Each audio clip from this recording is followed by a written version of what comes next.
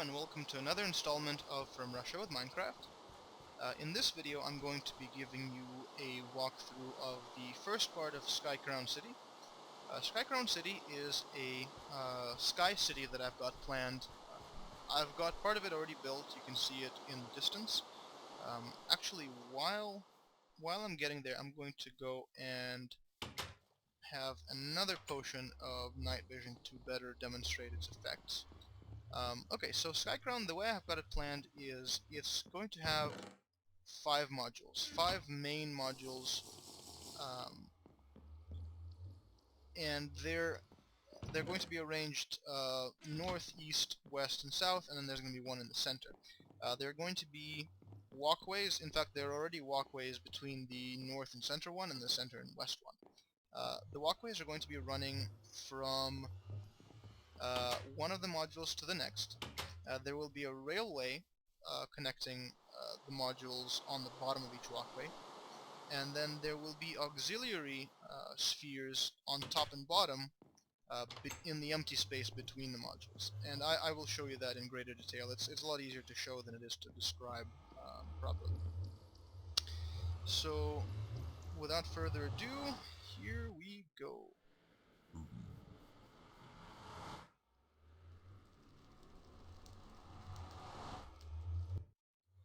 Alright, here we are aboard Skycrown City. This little dirt bridge is something I built originally to get into and out of Skycrown before I had stable portals up and running. This little deviation here, I originally planned on using this as a gauge for neighboring modules. Like this one, if you'll notice, is aligned with the center of this module, and it's at the exact same level as its floor. So I was planning on stretching this one until I got directly under a pre-existing structure for one of the other modules and just building up. It's actually very difficult in this game to build down. Without pistons, you actually cannot build downward. You can only build up and sideways. So if you're, like for example, if I'm standing here, there is no way for me to lay a block underneath it without falling, and in this case, in the case of Skycrown, I'll be falling to my death. But I'll discuss that in greater detail a bit later. Okay, so the first floor is just kind of portal / welcome center. There's nothing of particular interest here. The second floor, however, is home to the Skycrown Northern Cantina and Lounge. The name, as the name suggests, this is a sort of a bar, but I mean it's got, you know, food, more food, and I thought there was more food in there, but I guess I was mistaken. And it also features a jukebox which plays music. These music discs can be obtained in the following way. The creepers that spawn on the overworld, the really annoying ones that blow up, you can kill them the old-fashioned way. You can kill them with a sword or with a bow, or what you can do, and especially if you're trying to obtain music discs, is this. When you're in an area with a large number of monsters in it, what you do is you hit the creeper either with a good sword strike or two, depending on what kind of sword you have. One may be enough, you may require 2 or 3. Or 2 arrows. If you draw back an arrow and you shoot a creeper, it takes 3 of them to kill it. If you take it down to a low level of health, and then position yourself so that the creeper is between you and a skeleton archer, if a skeleton archer kills a creeper, it'll drop a music disc. And there are 12 different music discs in the game, and they play music whenever you put them into a jukebox. I'm not certain if the volume level... Actually, let me turn up the volume a little bit, and I will demonstrate.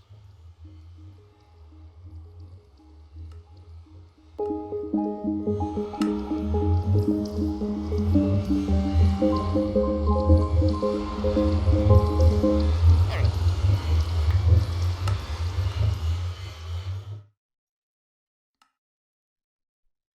Okay, that hopefully gave you an idea.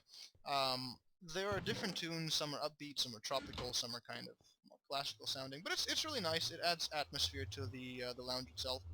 The third floor is just the upstairs floor. It has more tables and chairs for patrons, and it has a promenade. The promenade is just a ring that goes around the outside of, or it goes around the edge of the sphere. So you can walk around, you can get a good glimpse of everything around you.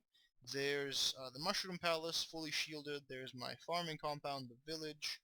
Uh, there's the original compound, Travis's Palace, Kim's Palace. So it gives you a good overview of everything that's around here.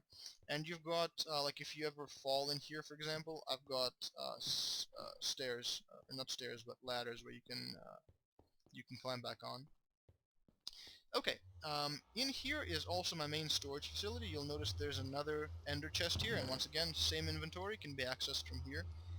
This is my primary access point for my ender chest. And my ender chest is where I store all my valuables, so my various enchantment books.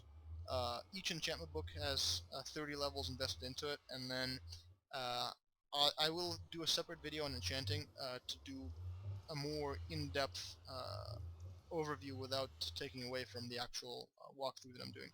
So my diamond store is here, my spare equipment is here that I'm not currently using, like for example I had an axe in there that I haven't used in a while because I haven't chopped wood in a while.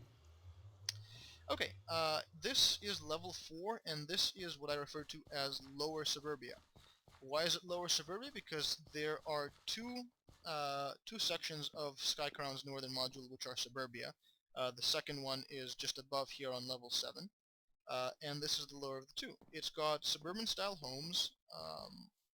This one is made of smooth sandstone, and this one is made of just regular bricks. And then there's another one in the corner and a fourth one in the corner. There are also 4 foundations which are at this point unbuilt. I plan on building one out of just regular stone bricks, and then the fourth one I might build out of wood or cobblestone. Okay, inside the house there aren't many features. There's a bed, there is a chest for storage, and there's a crafting table so you can craft equipment and various other items. However, the house can be carpeted, it can be furnished, it can be, like, if one of my friends chooses to live here, he or she can do whatever he or she wants to it. I would prefer that they not modify the actual layout, but the rest of it can be modified any which way they choose. In my opinion, this is reasonably comfortable living. There is a second floor, there's also a swimming pool in the backyard. Let me show you the second floor. The second floor, about as featureless as the first, also has, actually it's not even differentiated into rooms, but you can have several rooms, and you've got a bit of a, I'm not entirely certain what to call this, a balcony I guess you could say. It's not quite, like it's not an overhang, but it's outside. It's like a patio, but on the second floor. Sorry, I occasionally have these how do you say in English moments even after 19 years of speaking the language, so I guess that's what I get for being Russian. Okay, this is level 5, nothing of particular interest here, just the facility, like there's a bit of a public area here that you can go to, and level 6, levels 4 through 6 are all part of Lower Suburbia, but level 6 also has another public square right here, and its own promenade, so you can actually walk between, and this shimmering right here, that's just my night vision potion fading, so you'll notice the normal light levels prevail here in a second.